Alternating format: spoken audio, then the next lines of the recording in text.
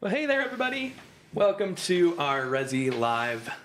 What do we call these? Resi Live event? I think it's just Resi Live. I keep asking you this question like every time. Why don't you guys just drop in the comments what we should call this? Be nice. We're still figuring out our studio, by the way, too, a little bit. The ins and outs. Okay. So that's why we're starting 10 minutes I'm not going to let this happen again, Nate.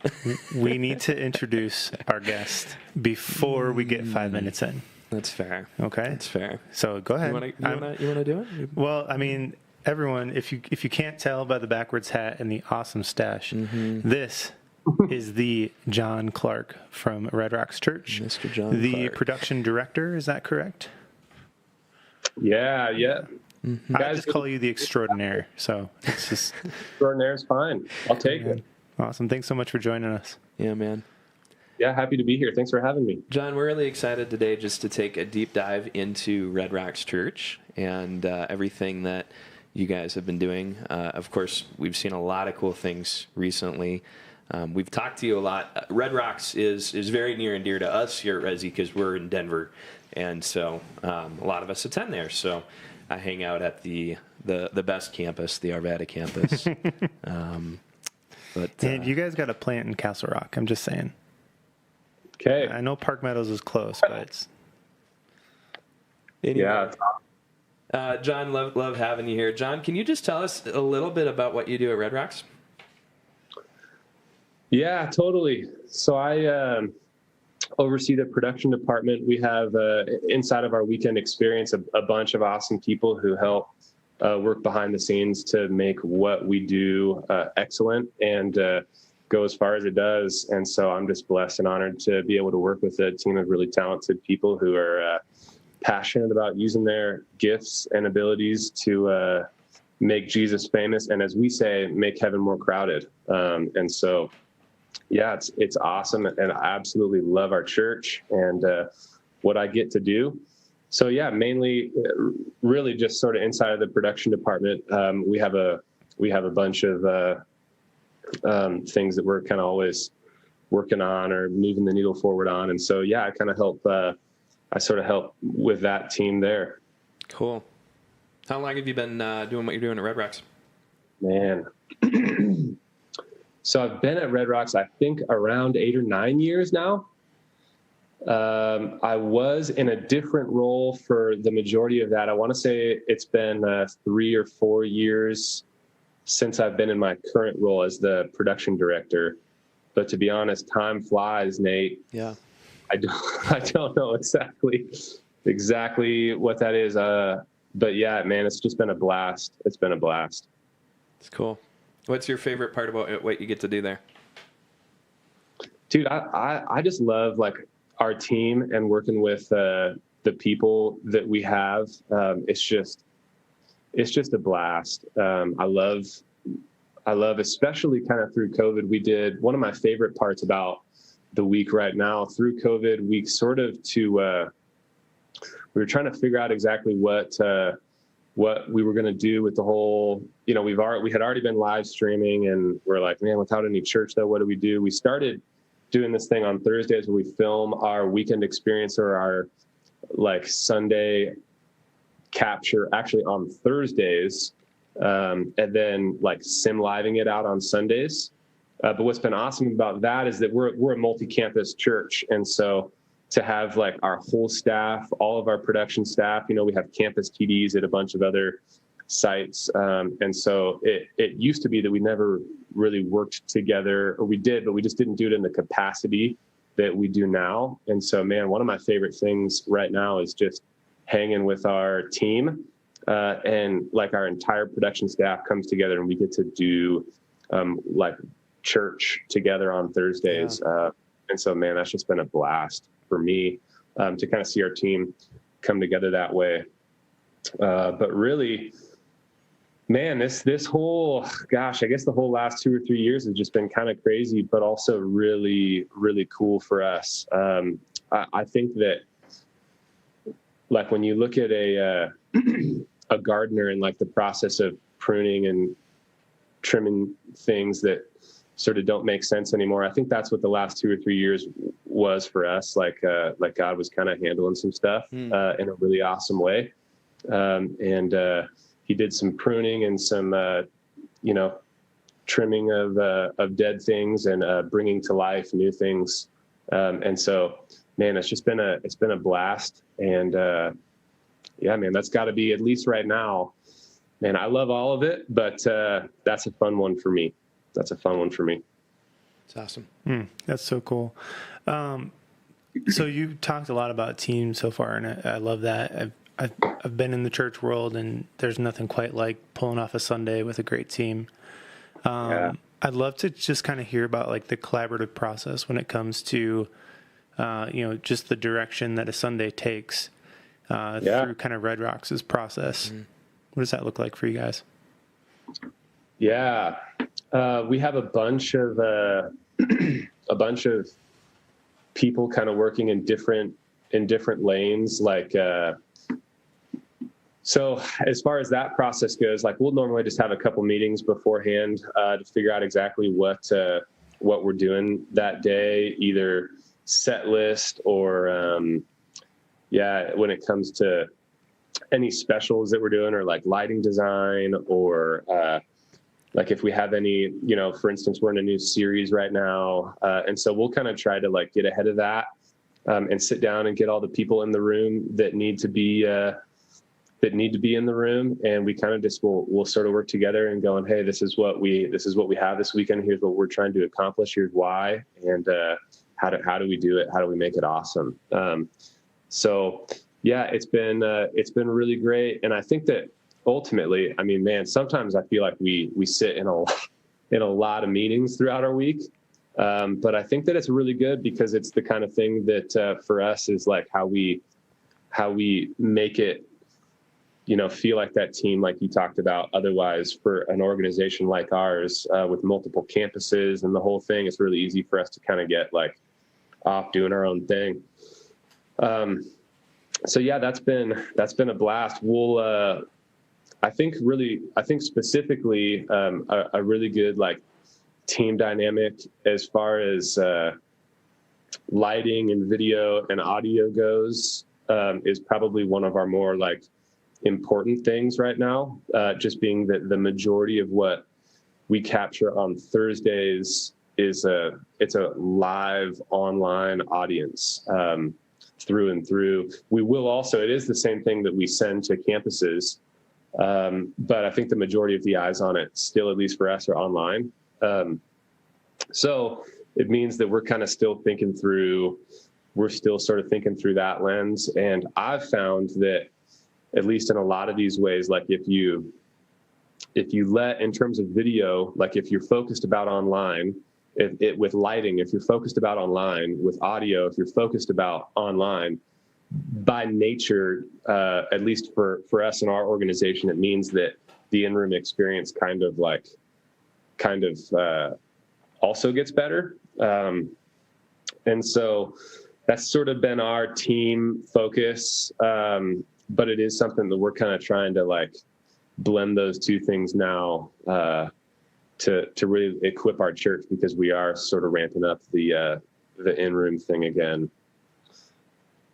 That's awesome. Yeah. So, okay, so that brings up a big question in my mind. If you guys are doing recordings on Thursdays, and then you guys have your in-room experiences over the weekend, do you guys have like different looks, lighting, sound things that you guys do based on which experience you're recording to, or do you guys try to keep consistency across the board, regardless of whether it's online or in person? Yeah, that's a good question. We try to keep a solid degree of consistency, but it's kind of with a twist.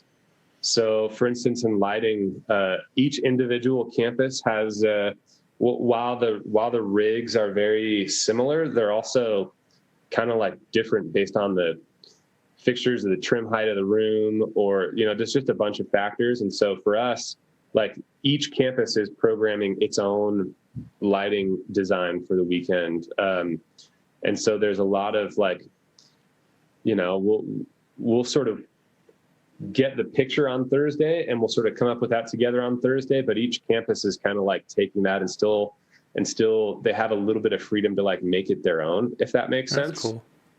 cool. And same with audio. Like we have, at the end of the day, we lay out our consoles really similarly. If that's similarly. I think that's a word. That works. Yeah. And it's a word on this show. Nice. Yeah. So, I mean, and we'll have like, as far as lights go, like we have rules like, hey, we're not going to use these types of looks or these types of things. And there's reasons why. And in audio, like, hey, we're not going to mix it that way, or, here's reasons why. But the bottom line is that like inside of that, like there still is totally, I mean, each room has a totally different PA with a totally different room that's treated totally different. And so for us, like, we want to keep the heart of Red Rocks and who we are. We want to keep the majority of that the same. And we know that if we kind of have like a playbook, if you will, that it's going to be successful. But also we realize that inside of the intricacies of each campus, like there's just going to be some things that are different. And so we're totally okay with kind of like bending a little bit to make sure that experience is awesome in that specific room. Yeah. But that's one of the things, I mean, I've always been amazed at Red Rocks too, specifically about how well you guys are creating that environment and keeping that consistent from space to space, that it feels like Red Rocks, even though it really is, usually a pretty different rig and a different setup from space to space too. Yeah. Talk to us about how you guys like transfer that, because obviously you guys have volunteer roles on production, and, volunteer training is such a huge thing when it comes to production. I won't say like especially, but kind of especially. I mean, maybe we're a little bit partial to production teams, but how do you guys maintain that across all of your campuses, from a volunteer level? Yeah, for us, it all comes down to the way that I think that we're set up and staffed. So inside of our production department, there's a specific campus TD that's at each site. So we have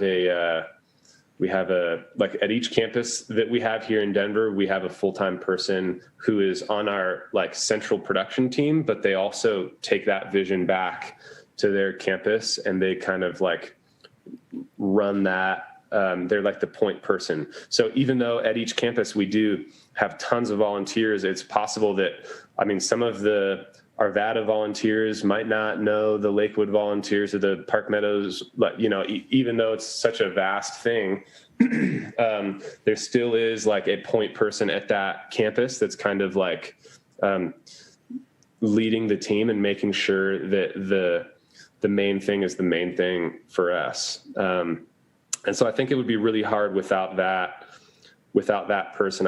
That's a big key, kind of to who we are the TDs. They're basically sort of the heart of what campuses do and who we are. And so, yeah, like I think when we're really excelling in that way, and when TDs are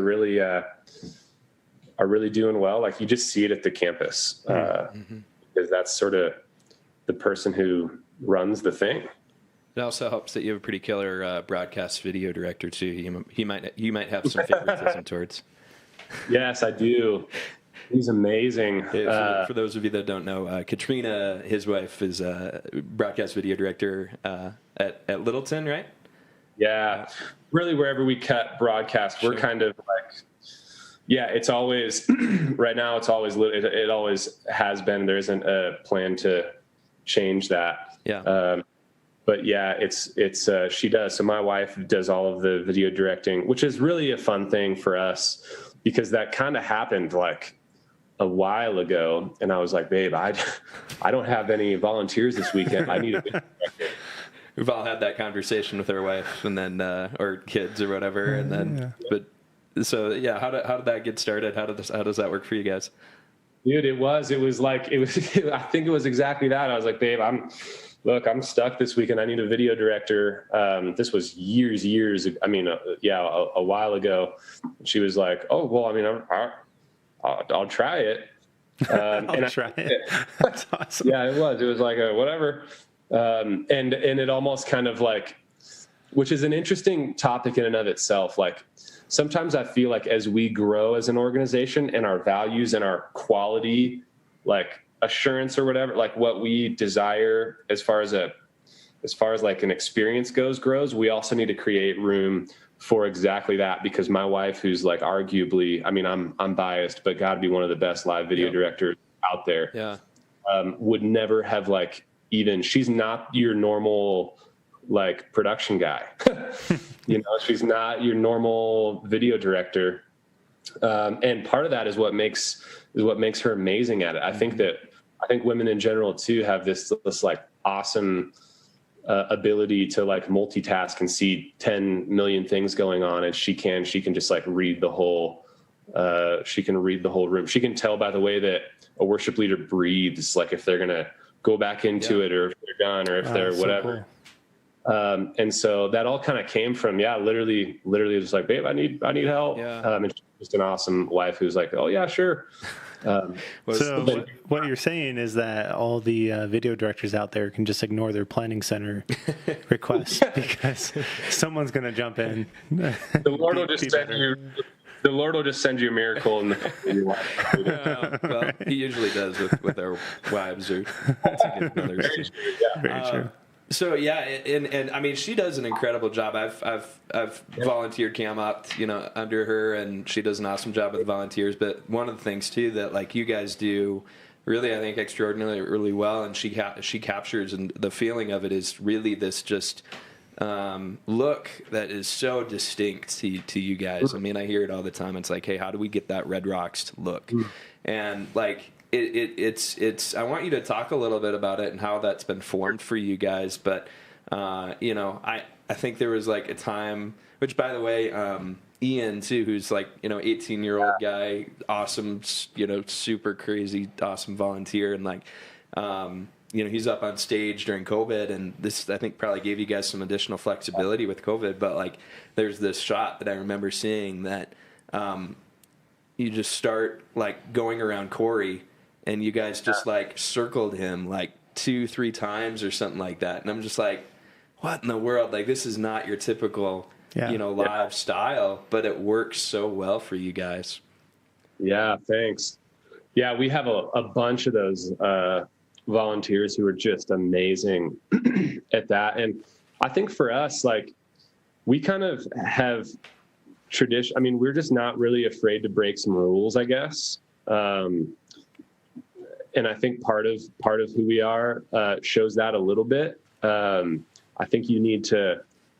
Now I hesitate saying that because I think that you need to really know the rules really well before you break them. And some of them should not be broken. Some rules. This sounds really like good. A very artistic way of saying break the rules.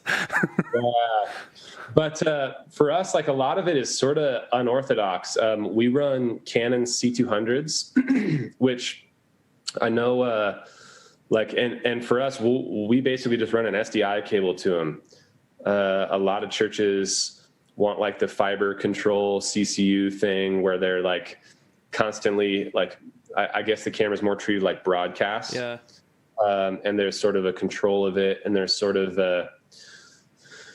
so for us, we kind of just like treated it more like, I guess, a post capture that's just happened to be going on live. Yeah, that's cool. That makes sense. Yeah, that's a good way to describe it. Yeah, so we'll run like for some of our wireless cameras, we'll run a tear deck, and basically it's like there's no tally on the majority of our any handheld camera doesn't have a tally, which like a lot of production people are like, oh my gosh, why would you do that? And you're kind of right. But for us, like, rules that you probably shouldn't break, but maybe do anyways. Yeah, but also it is. It's like with the way that we train those ops and the way that we cut those cameras in, it just kind of like, I guess, knock on wood, isn't really like, it's just sort of part of who we are. And we have an amazing camera team. I think a lot of that comes down to your video director. We basically put tallies like only on the cameras that a pastor or a worship leader needs to know, like when that camera's live so that they can listen to it.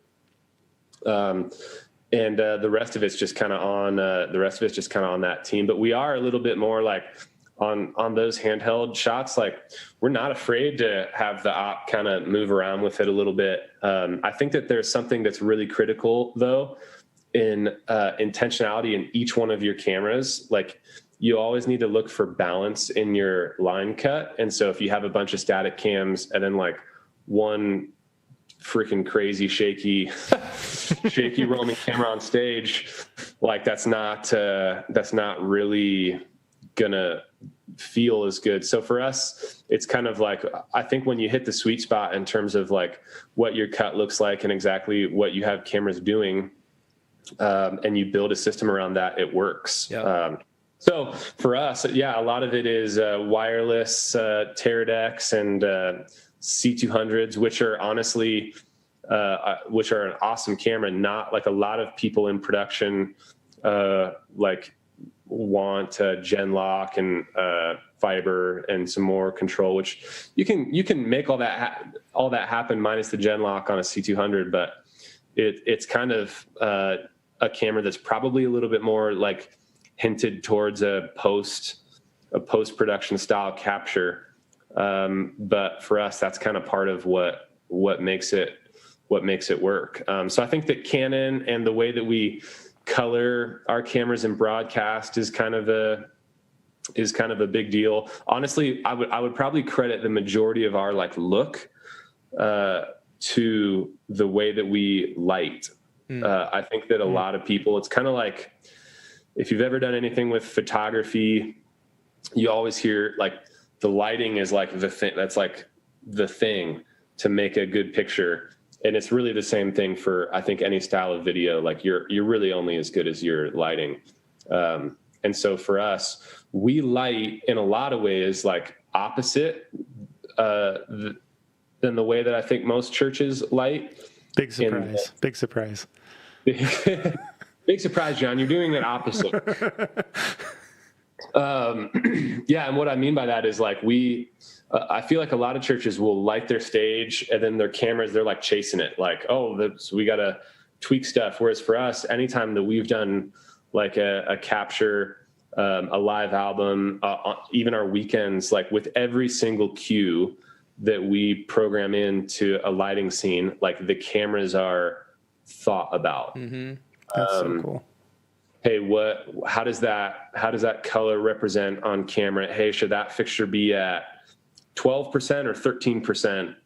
Hey, should that, like, what's the color temperature of the key light there, and at what intensity is it at? Like the entirety of every single fixture that's ever on stage at any like, so long as it's filmed, like the intensity, to cut, like everything about it, the position, it's all thought through the lens of like what is best for the camera.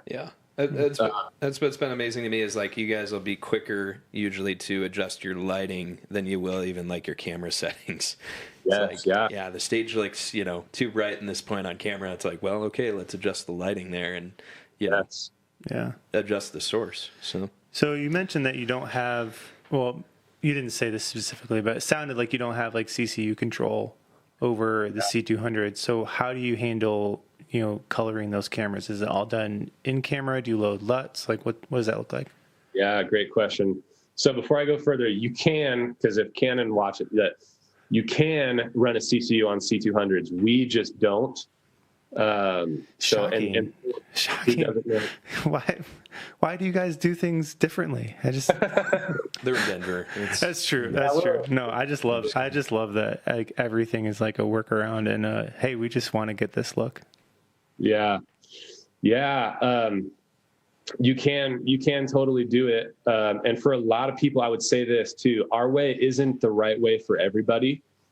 There's a lot of churches that we'll talk to, and it's like, no, but for what you're doing, you probably shouldn't do it the way that we're doing it. Or if I were you, I wouldn't do it this way, because a lot of what we do kind of caters around our movement and our worship experience and our church, basically. So I think that's also a solid precursor, is to just say, like, man, think about this through the lens of if you're a church leader or a church production person, think about it through the lens of what's going to be best for your church, because I think that'll always kind of go further than just doing what other churches are doing. So as far as our color situation, yeah, we don't really use CCUs, but what we'll do is basically set a look in camera. So we have a very specific look and settings that we essentially set and forget in camera to make sure that that'll always be like just the best that it can be. And then we will run a LUT on and it's a minor, like people go, oh gosh, we need to run LUTs. Like, I really don't think that you need to use a LUT. We do, but it's so minor that there's a part of me that doesn't want to do it just to say that we don't, just to say that we don't do LUTs. But the truth is that it is like real minor, and it's just sort of like sweetening the video a little bit, I guess, for the encode to online and site to site. So the vast majority of our look is like in camera, and it's lighting, and it's dialed in, and it's set. The one thing that we will change is we will kind of tweak our ISO. It's rare that we'll change the f-stop because that's pretty set for us. Yeah. But the stage cameras will kind of tweak, but they have sort of a range. They're like, man, I live between 500 and 1,000 ISO. Yeah. And, based on the shot, they'll sort of adjust that and go, yeah, it seems to be a little brighter here because maybe they're filming a guitar and they're like punched in on the neck of the guitar. And maybe it's sort of a little bit darker of a lighting look at that point. So they might just bump the ISO a little bit, but it is sort of minor stuff. The macro, kind of look and settings in camera stay, and we try not to mess with them too much. That's cool. Hey, I know I don't want to take too much of your time today, but one of the things that I really did want to talk about is Things of Heaven, the new album that came out a few months ago now. I know that was a big project for you guys. Can you just walk us through a little bit of what that process looked like? Obviously, there's the worship side of it, of actually, your worship team writing and producing the songs. But what about from a technical perspective? What was involved for you guys in putting this whole thing together? Yeah, great question. This was our first live album that we actually did in-house, which was amazing. I think that it's sometimes hard, when you get outside of your auditorium, it's hard to really put the details in that we wanted to put in. And so for this album, it was a blast to be in our auditorium. The band, as far as the songwriting goes and the all of the musical parts and all that, they're in there basically the whole week before. All on stage, working parts out. And so we had basically a whole week of, we did rent in a couple fixtures that we put out, we covered up our iMag side screens and we put pictures over there. But for the most part, the lighting rig basically was what it was for that series in for the weekend. So because of that, we were able to put our energy into really nailing that. Mm-hmm. We did throw up some extra crowd light because for a live album, that's kind of a big deal to be able to light your crowd well. So we threw some new lights up for the crowd there. But then really, we spent a week, just dialing in each individual cue, like I said, for each song, and looking at it through each individual camera at hey, what's this camera going to be shooting here? And what does this shot look like? And so we were able to kind of take a deep dive into that. And I think that really paid off for us. We weren't able to do that on our other projects because it was like I think our first one was at the Paramount downtown, and then our second was at Magnus Arena. Yeah. And so we just didn't have the like bandwidth or ability to think about that, because you're doing like this massive load in. And so, yeah, that was really fun for us. So we did some fun things. We stacked the lenses with some filters, and for us, a big thing, the majority of like what you're seeing in those videos is very close to like the line cut. But for our weekends, we just do a line cut and that's it. If there's a mistake in it, unless it's like a massive mistake, basically all the mistakes live. We're not going to go like try to fix them all. For the live album, we did put cards in each one of the cameras. And so we recorded each camera so that we could kind of like take the line cut, and then there are little things that we needed to sweeten, we would do it.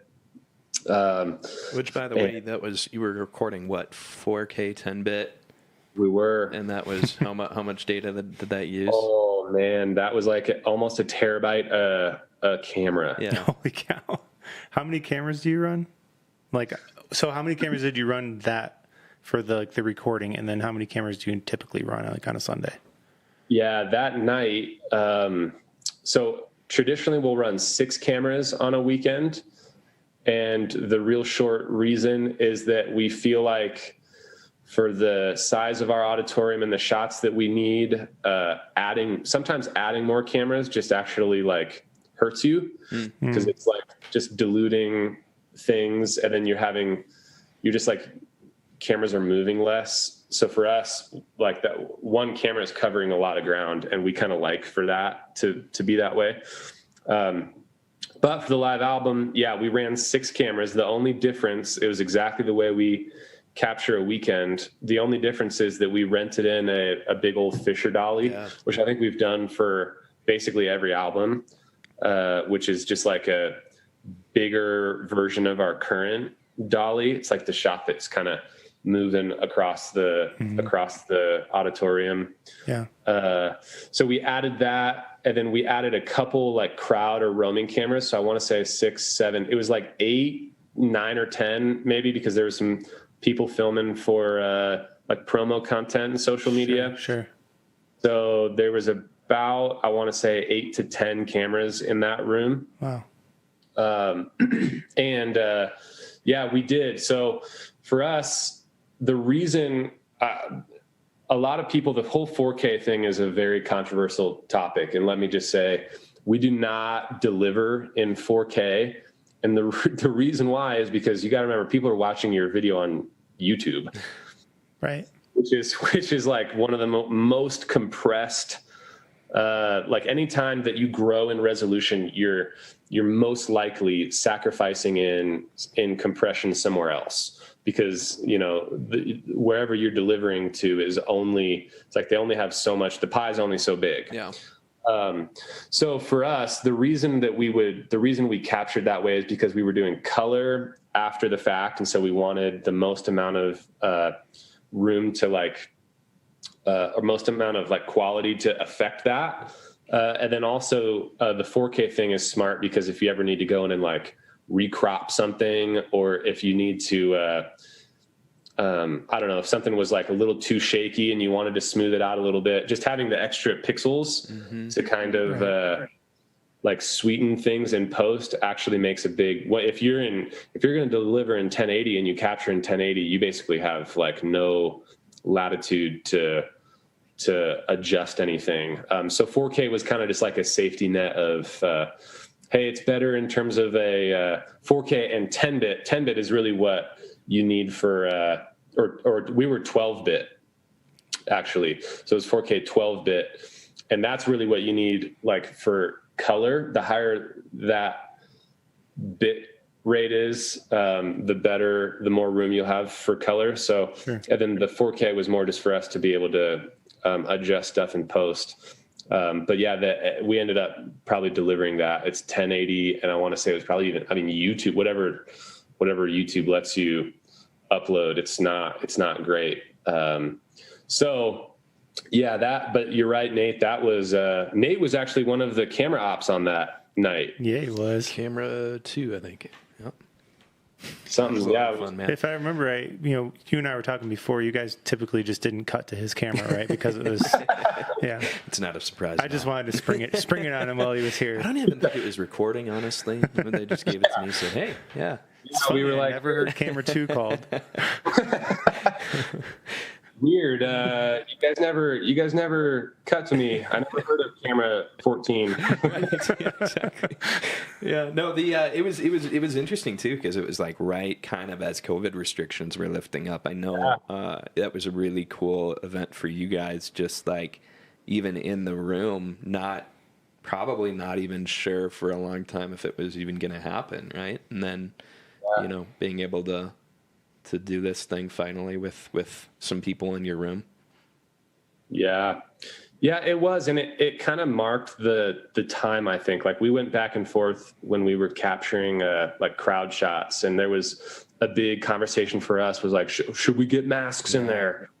And I think we kind of landed on like, you know what, this is a move that's happening in our church right now, and we're going to capture it for what it is. Sure. And we don't want to make it something it's not. We want it to be authentic. And so, yeah, they're wearing a mask. That's up in the cut. Yeah. And I mean, I even just remember a lot of the songs. I mean, I remember, your worship leaders talking about this too. Like a lot of the songs deal with kind of that uncertainty of that time and trusting in, it was like, really a good time to demonstrate that and show what your audience is dealing with, what your crowd is dealing with at the same time. So it was cool. Yeah, it was kind of written out of that whole, honestly, I think it was basically an entirely like COVID written album. I think the whole thing was written in COVID, or like kind of in that it was like everyone's on lockdown. So worship leaders were like, I guess we're writing songs in our living rooms. Yeah. So it's, we got those songs out of it. And so it does, it means something to our church. And because they were written for our church and so in the way that we captured that, I guess over the years of doing live albums for me, I think the biggest thing is that like, we have to remember we're capturing a movement of the Holy Spirit in a worship album. And so for us, it's like, man, as much as we're going to put energy into making that as awesome as it is, like we're constantly going back and thinking of it through the lens of like, we're going to visually express what's happening in this room. And so we didn't want to be something that we weren't for that season. Because people, it was kind of a bummer of it. Like if you're thinking through, like the visual capture of a worship album, you normally want like people packed in, like just this massive, like full auditorium with the thing. And so we felt like it was more important to get the content out than it was to like wait and like nail every one of those details. So it was a little bit of like, we sort of had to film it in a way that was like, there are way less people in the front than we wanted because they were supposed to be all distanced and they're wearing masks. And a lot was hard about that because even in audio, like that's kind of, there's less of a crowd. Sure. And there's a mask that's in the way of like the church singing. But what was fun about it was just to see that like, man, as much as we care about those things and as much as the bottom line is that like that's the, those are the giftings that God's given us to like really run in and make excellent. The bottom line is the night's his. And so to see it go well and work out, even though like on paper it shouldn't have, was just such a cool thing for us. So yeah, man, that was a fun time and it was a really great time. It was fun. Nate, we joke, but Nate is a really, really great camera op. I would never tell it to his face, but he's a really great. Nice. I appreciate that. Well, yeah, let's talk some gear. Yeah. Shall we? Yeah. We promise we're not, this will probably be our last question unless, we just. Guys, I'm just having fun. All right, cool. All right. So we got to talk gear and workflow, of course. Yeah. So kind of walk us through, we mentioned the C200s, which are a big piece of kind of your arsenal. What happens after you capture that image in that C200? Where does it go, and how does it end up on YouTube or people's phones? So yeah, for a normal church service, we have our C200s, and we won't isolate record them at all. We'll literally they'll all run into a video router. We use the Kumo. Just real quick, I'm going to interrupt too. I'd love to hear a little bit about that dactyl too. Ooh. Because we talked a little bit about your slider, but 6 cameras, that dactyl is kind of something that you guys have just added, like probably within the last year, right? Yeah, I think it feels like the last year. I think it's probably been like 2. Yeah, probably, yeah. And specifically when it comes to the dactyl, one of the things I think was so cool, seeing that in action, is how you use that to bring in like graphics and things like that. Yeah. Like functionally versus like bringing them up on the screen and things like that. So make sure to touch on that as well. Yeah, totally. So yeah, I think we got it like right before COVID. And then it kind of worked out because we were like, man, we feel like this would be an awesome shot that would help add. We're kind of trying to justify it and figure it out. And then we got it. And then COVID happened. And we're like, actually, kind of works out because it's been an awesome thing to have throughout COVID and for all of our, any live album things. And then even to this day, it's a massive part of our cut. What I think you guys are,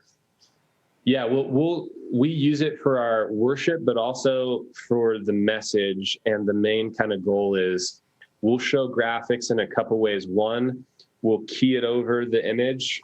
So it'll be like a lower third that just goes over the program cut. It's part of the program cut. But we'll also, sometimes our teachers like to address the LED wall. And so we'll have a graphic or content that goes on the LED wall. And so we'll kind of think through beforehand in the week, like what would be a good graphic to put on the LED wall versus one that would be good to have just in the program cut, like keyed over. And then essentially we just have this awesome team of people who are like, they know exactly, okay, he's about ready to come up to that LED point. So, our dactyl will kind of start to creep a little bit and capture it in a way so that it's like you're sort of seeing the teacher interact with the LED wall. So for us, it ends up, we kind of have 2 bailout cameras, I guess. The dactyl being one of them, although it is kind of tough because that camera op needs to be really ready for it, because what we don't want to do is like cut to it while it's static and you like see it, right. start to move. But then our dactyl is our camera 3, and then our dolly is our camera 6. Our dolly is probably our most common like bailout, just because it's like constantly creeping through the crowd there. So between those 2 like wider shots, those are both 18 to 80, that cine servo lens from Canon. And so they have really awesome image stabilization, and it's just a great camera lens combo for wide stuff. So both of those are the same. And those are kind of like where we would, if a teacher just starts to run, which happens for us, they just like, they're in the middle of talking and boom, they just start to run or take off or address the LED wall. Like we'll try to cut to one of those pretty quickly so that we don't have our tight camera 1, like whipping around the stage. That's kind of those. And awesome. I mean, it's really been awesome to have that dactyl camera and use it to that extent, because man, that's made by Defy, and we have the cadence model. If people are curious, nice, with a little upgrade. So we have his name's Wade. Shout out to Wade. Basically, just like lives and he's just like in a little shell, and he's just like got these controls, and he's just opping that thing to his heart's content and just does an awesome job. So yeah, that's that. What was the other? I'm trying to remember what the. Yeah, so we were talking about, okay, once we get those images into the camera, where they go from there, and I think you were about to talk about the hub you guys have. Yeah. So we use the AJA Kumo router, which is awesome. It has a browser control thing, which we use that a whole bunch, and then it runs into ROS. So we run the ROS Carbonite Black and an Ultra at our broadcast site. We actually switched because we had this this is another controversial topic, but we kind of had some issues making 1080p 2398 happen because it's not a traditional broadcast frame rate. So Ross was able to give us an update that like added that setting in the Ultra, but not yet in the blacks. So we had an old Littleton so that we capture our broadcast in like cold hard 2398. We used to kind of mess around with like a VFR thing where the camera's like clocking in 1080p 5994 or 1080p 2997. But it's like showing 24 frames. And we still actually will do that at our video, like at our other campuses, because that gets us less latency on screen.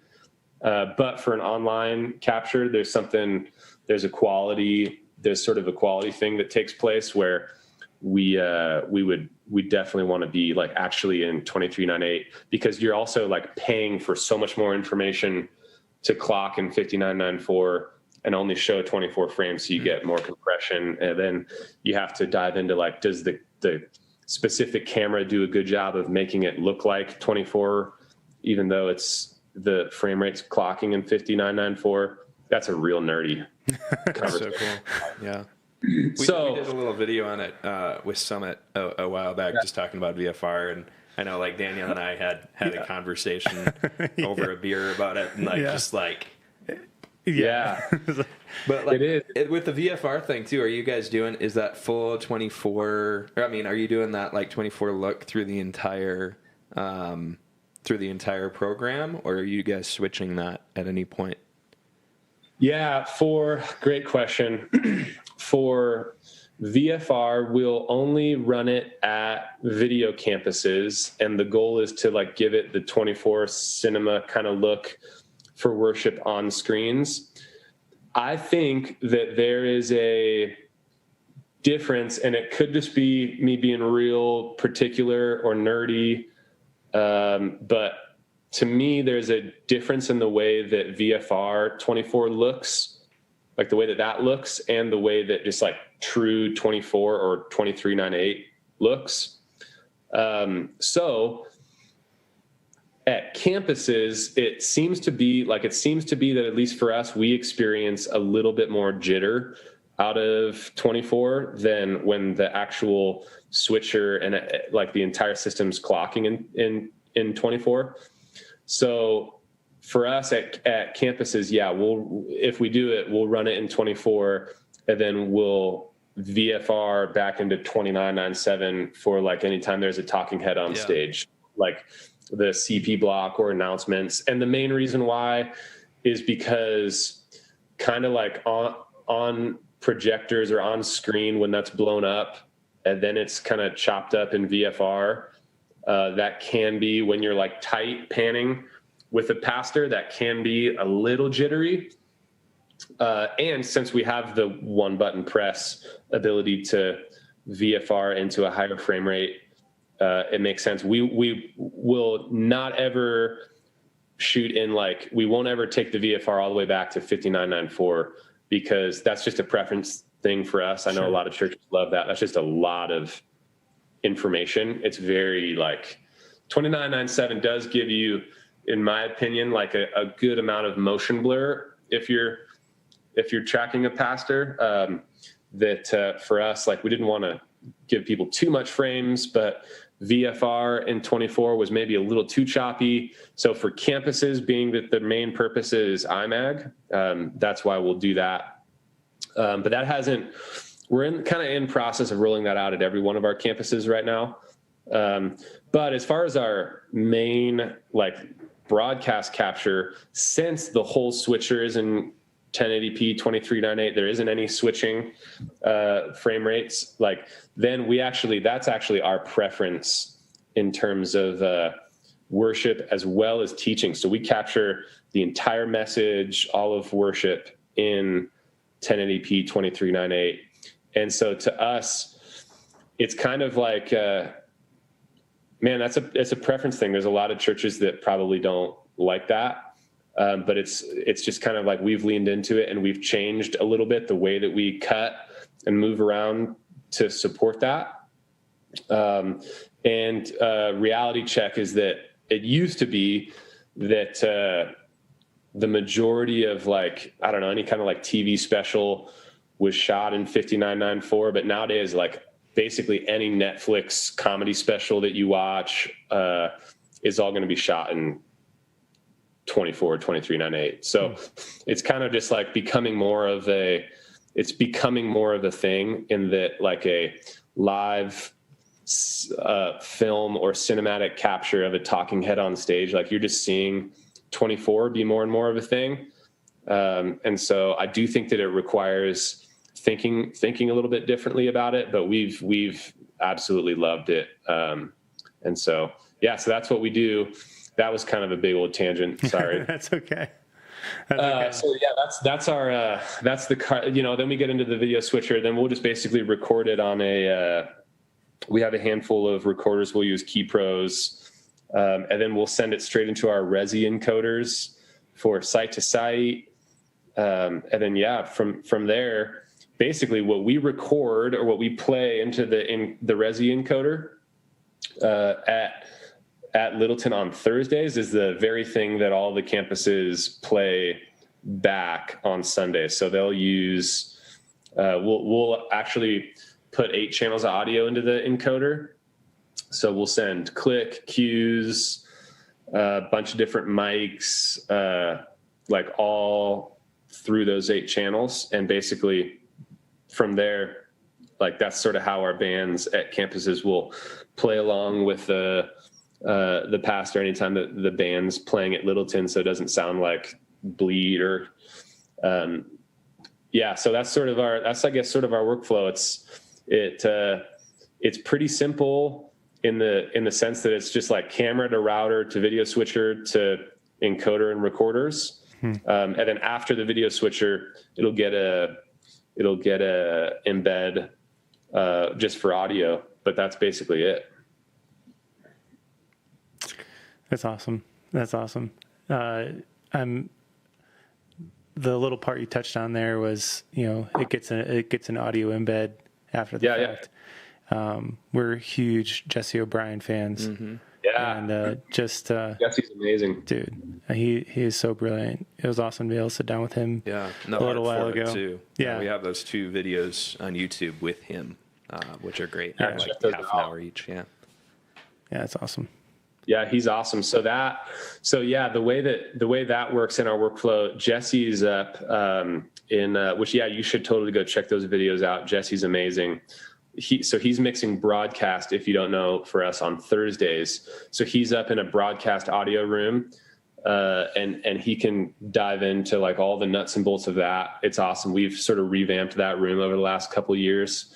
But essentially the 8 channels that we print to an embedder for campuses are just direct patches. So they're just like whoever's teaching, it's just a direct patch. The idea is that we want the console at the video campus to see that mic just the same way that it sees the mics on stage locally.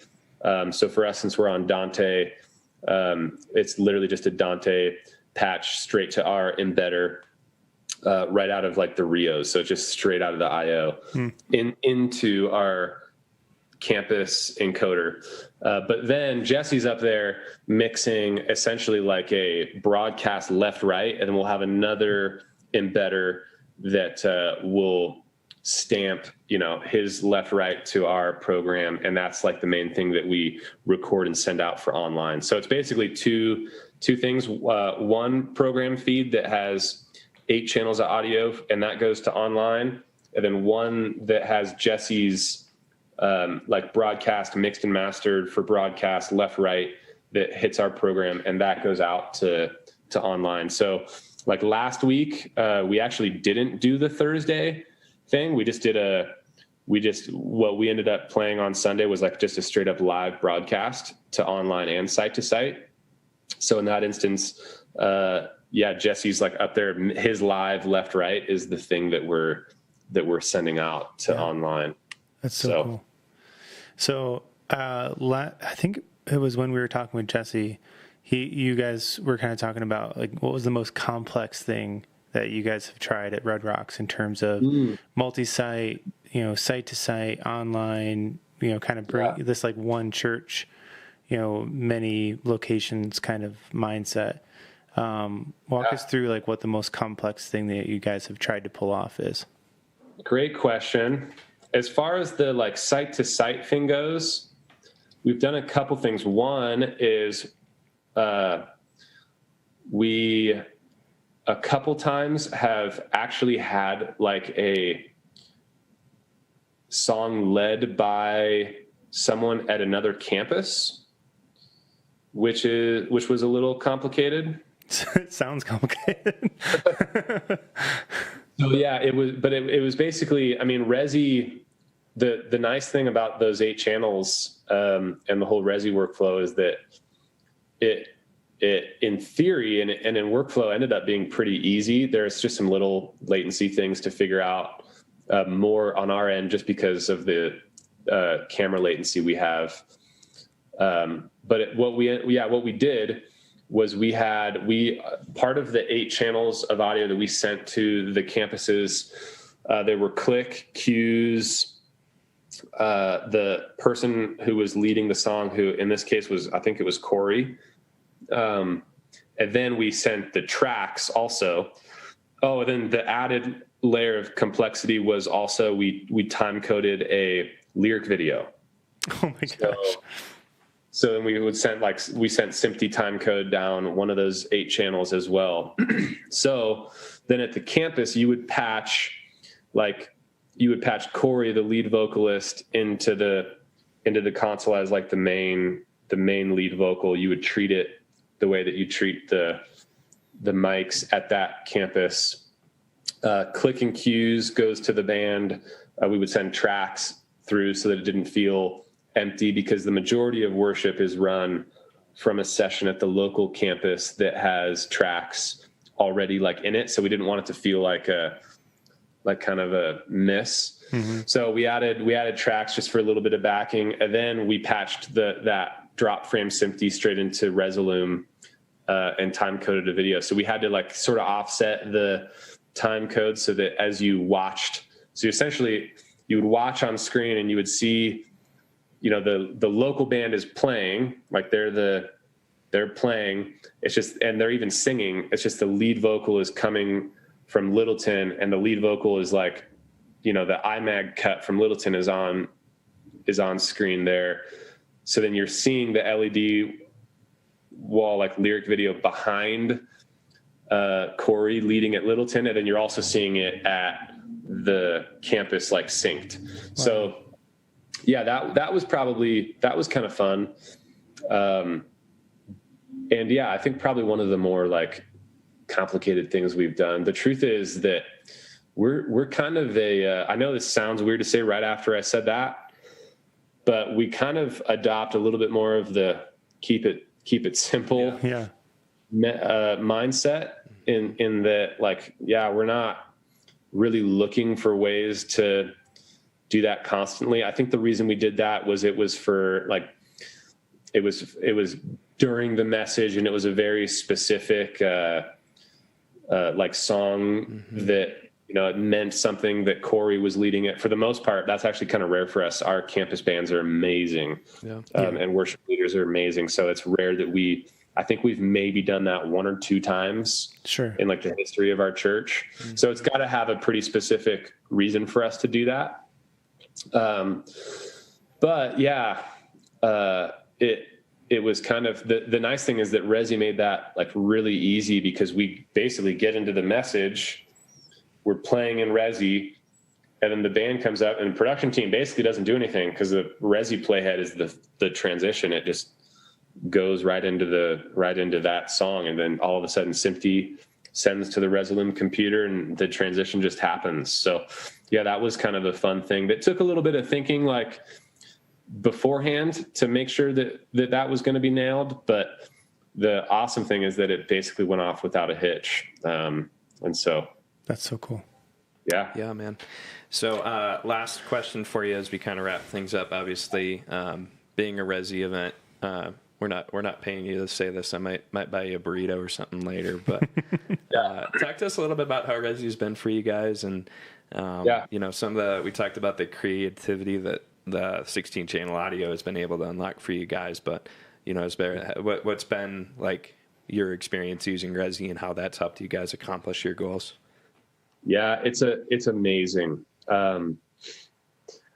Really is. Resi, I think that one of the things that I'm most like sad for in this next season of church is that people didn't know what it was like before Resi. If that makes sense.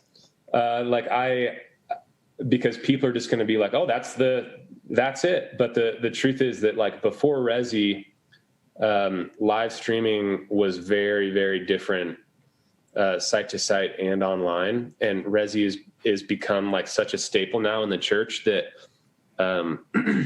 there's like a lot of pastors who like, even if there's a pastor, and it's not that I even hear this a lot, but if someone is like, oh yeah, but Resi's expensive, I'm like, dude, are you kidding me? Because, before, like Resi has saved us a ton of money. Because if you're really doing live streaming lossless, or at least trying to, you're spending a lot of money to get, like, I know churches that are doing dark fiber, or they're using satellites, and they're paying for like to accomplish that, like lossless, used to cost so much money. And the thing is that for us, after moving to Resi, it's really it's just been amazing, because like the stability of that stream is really next level. And also it's just like designed, actually, I was just having a conversation with someone this last week about it, that like that actually being designed for churches goes a long, long way. Like the fact that Resi's a company that was like, hey, we're seeing that this is a problem in the church. Live streaming is hard. There's not really like one good answer for it. We want to be that answer. We're going to develop a product for it. That is super, super cool. And so, Resi's been awesome for us. We run multiple encoders and decoders for any broadcast site that's like broadcast enabled. We'll have multiple encoders there. And then every site has multiple decoders. Yeah. And so basically just like the ease of use of that for us has been really amazing. We've had like really basically no stream issues. And so, super grateful for you guys and for that product, because it's really cool to see, a company that is actually running in the house of worship specific, like, hey, this was designed for churches. And so, we're absolutely loving it. All right. 2 burritos. 2 burritos for sure. Awesome. Well, John, it's been a huge pleasure to have you today, man. I know it was kind of unexpected. Asked you like, late last night or something, if you could be on. Dude, I'm always happy to hang. Yeah. Really love talking to you. I know we could keep talking for a while, but how can people get in touch with you if they have any questions about what you do? Red Rock's Instagram. Yeah, I think reach out to our. As you asked that question, I realize it's probably not super easy. I was just asking for a plug of if you have Red Rock's church whatever it is, production Instagram or whatever. I know for a fact that Red Rocks has a production Instagram. It does. Yes, it does. I do not. Guys, I was one of those, like in the middle of COVID, I was like, look, social media is just too much for me. Yeah. So I'm off of that. That said, yes, we do have some people who check in on our Red Rocks Production Instagram account. And so if there's any questions or you just want to sort of see what's going on, that's a great little place. Getting off social right in time for the baby to come in a few weeks, right? Yes, yeah. Congrats, man. Yeah, dude, thanks. We're so excited. Yeah, our baby's due in like 10 weeks, I think. Jeez. It's awesome. Cool. Yeah. Well, thank you, John. Thanks, everybody, for watching. And we'll see you again next Tuesday. Awesome. Sounds good. See you guys.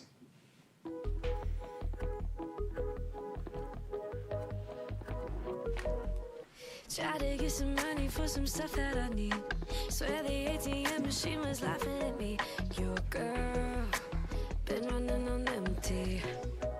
But I don't let it affect me. There are days that I consider moving back home. But every day I do, my gut keeps telling me no. Your girl, been running on daydreams. But that's just how my brain be. I don't need your doubt, nope, I don't need your doubt. Hey, just chill, I got all the time to kill. Yeah, I got good vibes, good vibes. I'm too blessed to give in to any stress. It's only good vibes, good vibes. So when I can pay the rent, I got nothing in my bread. Got no doubt, yeah, things always turn around. Yeah, I got good vibes, good vibes. Tryna get my mattress back, they stole it from me. From the selfish, but I fake like I'm from the streets. Yo, girl, staying pretty busy. Learning how to city. Life is way too short to get caught up in that mess. All I wanna do is get drunk on happiness. Yo, girl, love's a silver lining. Don't at me cause I'm smiling. I don't need your doubt, nope, I don't need your doubt. Hey, just chill, I got all the time to kill. Yeah, I got good vibes, good vibes. I'm too blessed to give in to any stress. It's only good vibes, good vibes. So when I can pay the rent, I got nothing in my bread. Got no doubt, yeah, things always turn around. Yeah, I got good vibes, good vibes. Sing it with me, every little thing is gonna be okay. It's gonna be okay. Sing it with me, every little thing is gonna be okay. You're gonna be okay. Rip a page out of the book, a lot from Sir Bon Jovi, and just take a second, take a breath, don't worry, just be happy. All that you got is a day, don't got a second to waste. You have permission to listen to the brain you've been given, now you got a future to take. Yep. Ooh, you ain't failing if you're trying, and ooh, gotta believe the future's brighter. You owe it to yourself to do what only brings you joy. So shut up all that noise, yep, shut up all that noise. Hey, just chill, I got all the time to kill. Yeah, I got good vibes, good vibes. I'm too blessed to give in to any stress. It's